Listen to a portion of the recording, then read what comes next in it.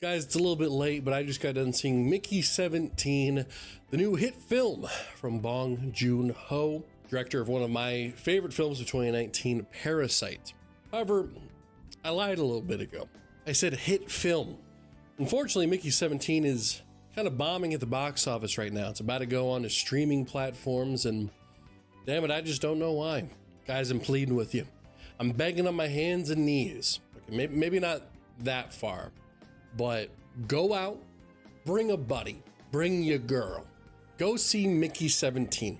Is it a perfect film? Absolutely not. No, it is not. However, is it one of the best films of 2025 so far? Yes. Does that speak to the quality of 2025 films? Also, yes. I'm not gonna lie, this is not impenetrable to quite a bit of fair criticism. Guys, let's jump into Mickey 17. We got a lot to talk about.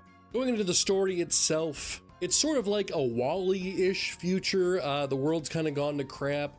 It's not completely bad, but we start off learning about Mickey, our main character who got into some trouble with some loan sharks, and the only way to avoid loan sharks was to just go into space. He doesn't read the terms and conditions of this one Expendables job, so they hire him right away, and essentially the expendable job is, as you would see from the trailers and all that, Mickey's thrown into dangerous situations where he can die, get cut up, anything can happen to him, but he is reprinted, therefore being an expendable. Now, obviously, this is Mickey 17.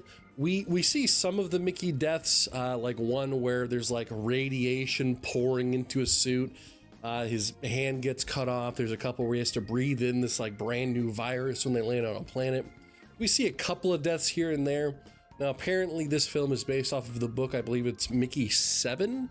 I don't know if this is like directly related to that. Like maybe if you want to hear more about the other Mickeys, then you got to read the book or something like that. But there are quite a few Mickey deaths that we do not hear about, but that's the main premise for the film. Now, I had this fear going into the film that it would be this sort of melodramatic, what is life tale? What is life and how is death? What is death? How does it feel to die? And while that's sort of brushed upon a little bit here and there, the film doesn't really focus on that too much, and I think that's a good thing. In fact, I think there's 3 or 4 different times where different characters will ask Mickey how it feels to die, how it feels to get reborn over and over and over again. But what the story does with it is it more so, instead of just explaining it to you with way too much detail, it uses these questions as little elements, little platforms to elevate Mickey's character throughout the story, which I quite enjoyed. Now, if you clicked on the video, you're probably here for the issues. Let's talk about the big, I would say there are several small elephants in the room. Not big, not one big one. There's a lot of little small itty bitty elephants. This is an incredibly political movie. If you watch The Boys season 5 and you thought to yourself, they're talking about me, you probably won't enjoy Mickey 17. It's incredibly anti-Trump, anti-Republican in that sense. This is more so portrayed through Mark Ruffalo's character. Just how he acts is clearly supposed to be a Trump-esque impression. Pretty much any time that him and his wife are on screen, we get a lot of mini political nuances that are sort of thrown in there. And it's not even necessarily to be funny all the time. Every time that something political is brought up, it's more so to like, it's just there to sort of make a point. It's not to say I don't like the political parts. I think Mark Ruffalo did an incredible job. I love seeing him act the way he was acting here. In fact, aside from Mark Ruffalo, Pattinson, Naomi Ackie, Steven Yeun, they all do an incredible job. However, the thing with Steven Yeun is he is not utilized nearly enough in this film. He's supposed to be Mickey's partner at the beginning. He's a part of the whole loan shark thing.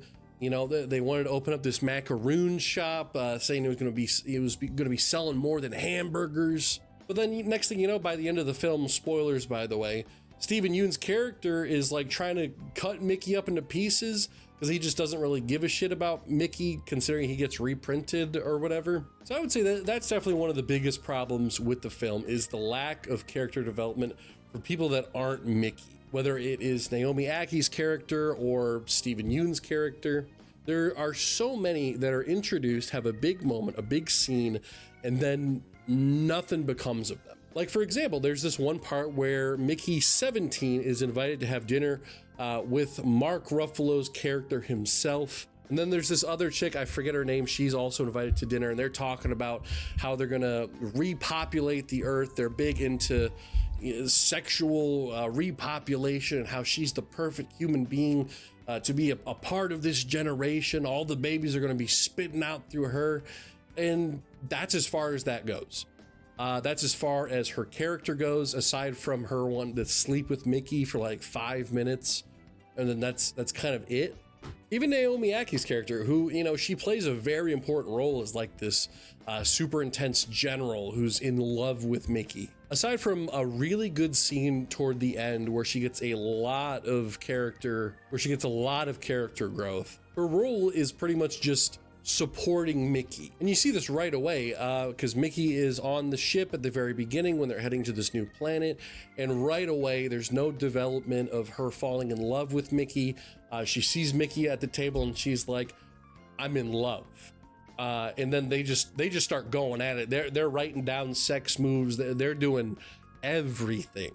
And honestly though, I'm complaining a lot, but overall, when I walked out of the movie, I actually really liked it. And I do think that this is a movie that is worth seeing. My biggest thing is I think that this should have been a TV show. There are too many characters, too many side plots for it to be a 2-hour movie. This should have been like a 6-7 hour Netflix series where we get to explore a lot more of the political stuff, because I don't mind that kind of stuff. We could have explored more of the characters. That's my biggest issue with the film. There's not enough time to go over the interesting stuff. But what is interesting is it's there. It is there. They're just feeding you little tidbits of it. And the big film ends with this big, the film ends with Mickey 18 sacrificing himself, killing the president. And we have this truce with this alien race, the aliens, in which I will say are incredibly adorable. I do love them. And I know I'm kind of skipping over the ending quite a bit, but I would say honestly that's because it's probably the flattest part of the movie. It seems like the beginning, the first half of the film, they're focusing on characters. They have all these different subplots going on. And then toward the end, we sort of just ran out of time. And instead of wrapping up all these other plots, we sort of just have one specific rushed ending. We went with that, and that's about it. But then what I hate yet love so much is we have this almost like horror ending to the movie, where at first we have this stereotypical, you did it, press the button and get rid of the printer. There's only one Mickey now, you know, cheesy, whatever, who cares ending. And then we have Mickey having this horrible nightmare where Mark Ruffalo's character is brought back to life by his wife, who's still obsessed with sauce for the whole movie for some reason. The whole thematic dream sequence is super trippy, and I wish the whole movie was like that, but we don't get a lot of that, unfortunately. So overall, the movie is filled with god tier elements, beautiful visuals, fantastic characters that just aren't realized. This is the type of movie where I wish there was a